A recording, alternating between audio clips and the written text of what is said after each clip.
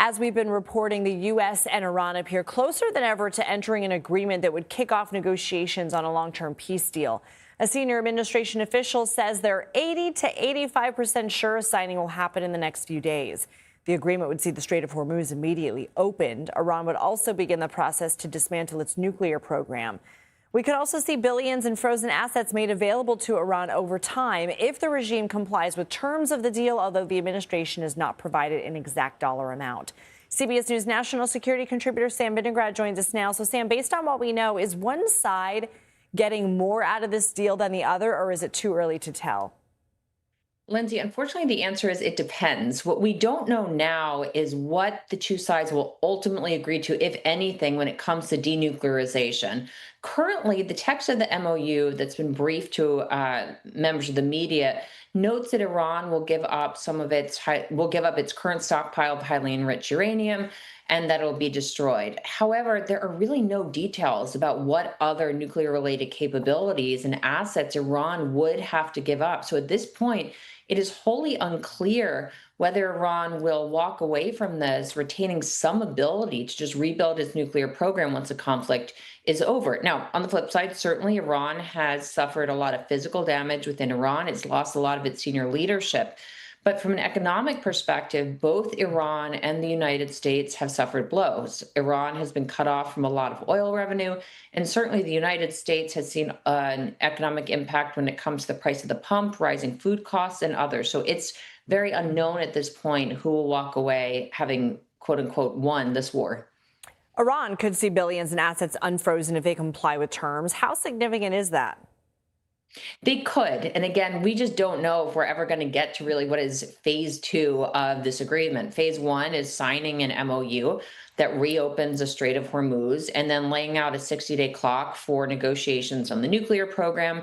And then, from what we know now, if Iran takes steps to abide by its commitments vis-a-vis the nuclear program, it could see some financial reward. I will note that is how we structured the 2015 Iran nuclear deal.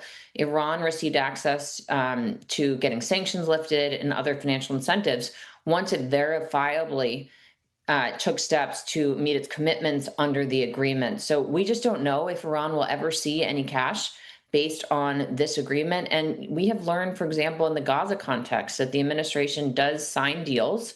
It stops wars, but then the actual hard part, which is negotiating denuclearization and more sustainable downgrading of Iranian capabilities, could escape the administration in the same way that various aspects of the MOU with Hamas have as well. Sam Vinograd, thank you. Thanks. The cost of the war with Iran is on the rise and taking a share out of the Pentagon's budget and out of Americans' wallets. According to the Defense Department, the first week of the war cost about $11 billion. On April 29th, the Pentagon comptroller testified before Congress the war had cost $25 billion to date. A day later, U.S. officials familiar with internal assessments told CBS News the price tag was closer to $50 billion. And in May, the comptroller was back on the Hill and said the cost stood at around $29 billion. But not everyone agrees on those estimates, which could rise or fall because of a number of factors. My next guest says she's certain the cost will reach $1 trillion. Professor Linda Bilmes is a senior lecturer at the Harvard Kennedy School and an expert on public finance. So, Linda, how did you reach your calculation of $1 trillion? Yeah, thanks, Lindsay. So it's true that even if it stops tomorrow, this war will cost $1 trillion, which is a lot of money, even for Elon Musk. And that cost is made up of it's three things. It's the upfront short-term cost, which is what they're talking about, of firing munitions and keeping troops and ships and aircraft in the region, plus the medium-term cost over the next 4 to 5 years of repairing hundreds of structures in U.S. military facilities that have been damaged, mostly severely. And as we learned in the Iraq and Afghanistan war, there are huge long-term costs. There have been thousands of troops exposed to toxins.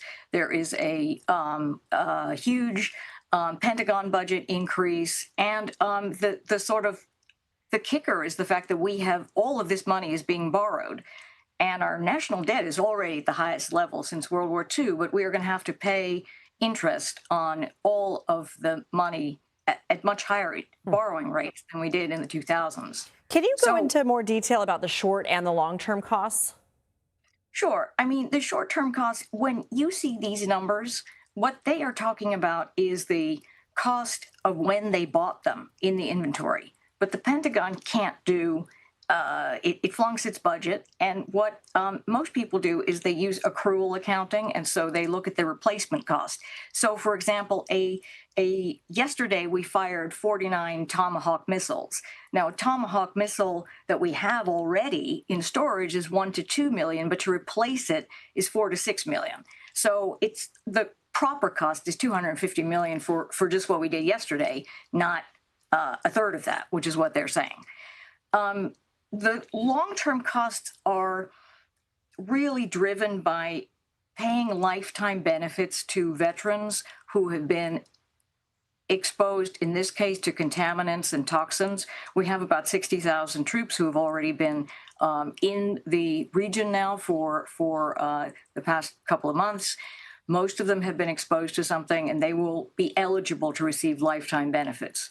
Secondly, we have a Pentagon budget increase that is going to be much higher than it would have been in the absence of this live war. And third, we have to, because we borrowed this money, we have to pay interest on all of the funds that we borrowed. Professor Linda Bilmes, thank you for your time. Thank you.